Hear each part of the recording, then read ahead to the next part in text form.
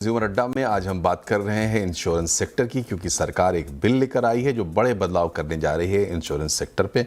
और एक तरफ इस बिल को देखकर ऐसा लगता है कि इंश्योरेंस सेक्टर को बूस्ट देने की, बढ़ाने की कोशिश की जा रही है। 100% एफडीआई वगैरह और लाइसेंसिंग में छूट जो हो सकता है, मर्जर वगैरह की, तो ये सप्लाई साइड का मामला ज़्यादा लगता है।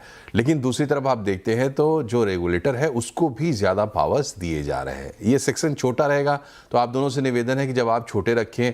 कोहली साहब, ये किसी भी इस तरीके के सर्विस सेक्टर में हम देखते हैं कि एक पूरा इकोसिस्टम है, दूसरा आपका कानून है, एक्ट्स वगैरह है, फ्रेमवर्क है, लेकिन सबसे इम्पॉर्टेंट रोल रेगुलेटर्स का हो जाता है। और हम देखते हैं खास करके अगर यूएस या यूरोप की आप देखें उस तरफ, तो कोई भी, चाहे इंश्योरेंस है चाहे कोई दूसरा सेक्टर, रेगुलेटर्स की बहुत बड़ी भूमिका हमें दिखाई पड़ती है। और ऐसा लगता है कि रेगुलेटर ही सब कुछ संभाल के रखते हैं। इस बार रेगुलेटर को काफ़ी पावर देने की इसमें बात की गई है, जुर्माने की रकम बढ़ाई गई है, इंटरमीडियरीज पर भी नियम लागू होंगे, मतलब जो थर्ड पार्टी का इंश्योरेंस बेच रहे हैं उन पर भी होंगे।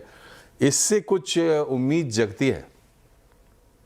बिल्कुल जगती है मनोज। रेगुलेटर के हाथ जब जब मजबूत होते हैं तो ग्राहकों का, उसमें लोगों का फायदा होता है, इसमें कोई दो राय नहीं। देखिए, दो तरीके की कंपनीज आएंगी। एक तो जो अभी कंपनीज है मनोज, वो 74% से बढ़ा के अपना निवेश 100% करना चाहेंगी, और कुछ कंपनीज पीछे जो 100% यहाँ आना चाहती थी विदेश में, वो यहाँ रुकी हुई थी क्योंकि वो ये आंशिक निवेश नहीं करना चाहती थी। उनका भी यहाँ आना होगा।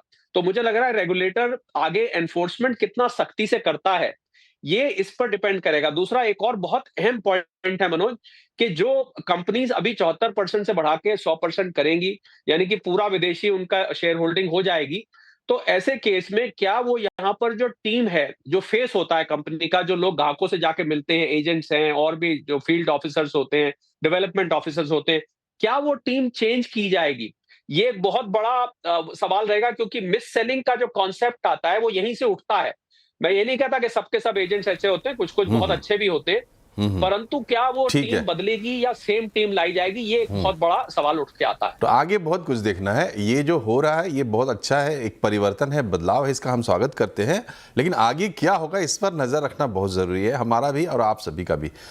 पंकज जी, एक सवाल ये बनता है कि पूरा फोकल पॉइंट जो है वो क्लेम सेटलमेंट का है। कस्टमर के नज़र से अगर हम देखते हैं तो वहाँ मामला जो फंसता है, हम देखते हैं हॉस्पिटल्स की लॉबी एक तरफ है जो कि अपने आप में बहुत मजबूत है, और दूसरी तरफ ये कंपनीज हैं, ये आपस में झगड़ा करते हैं। हॉस्पिटल वाले कहते हैं कि रेट रिवाइज करो, कंपनी वाले कहते हैं कि हम फालतू पैसा देंगे नहीं, आप फालतू पैसा हमसे वसूल लेते हो, जो काम करते नहीं हो उसका भी बिल हमें थमा देते हो।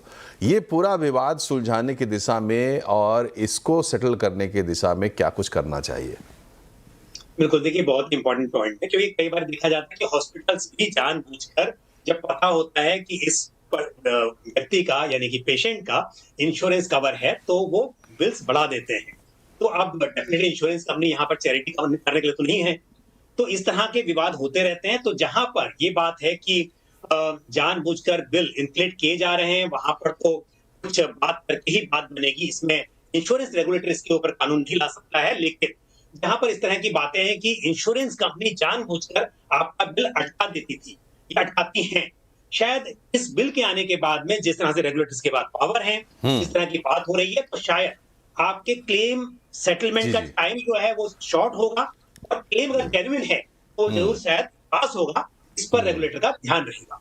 जी, तो देखिए, इंश्योरेंस है तो बहुत इंपॉर्टेंट, इसमें कोई दो राय नहीं है। अब जो ज़िंदगी हम जी रहे हैं, जिस युग में हम रह रहे हैं, आपकी इनकम का ज़्यादा नहीं 5%, और अगर आप बहुत ज़्यादा रिस्क जोन में है या इस तरीके का कुछ है, विशेष परिस्थिति है, तो 5 से 10% के बीच में अगर आप खर्च करते हैं तो आप पूरी तरह से इंश्योर्ड हो जाते हैं। ये बात सच है। लेकिन ये भी बात सच है कि भारत में इंश्योरेंस सेक्टर एक मकड़ जाल की तरह अभी तक दिखाई दे रहा है। हम उम्मीद करते हैं कि इस तरीके के बदलाव से, स्टेप्स से, उसमें और सुलझन आएगी, विदेशों से पैसा भी आएगा जिसकी कि हमें ज़रूरत है, और ये सेक्टर बूम करेगा। आप दोनों का बहुत बहुत शुक्रिया हमसे जुड़ने के लिए, कोहली जी और मटपाल साहब। फिलहाल इतना ही, नमस्कार।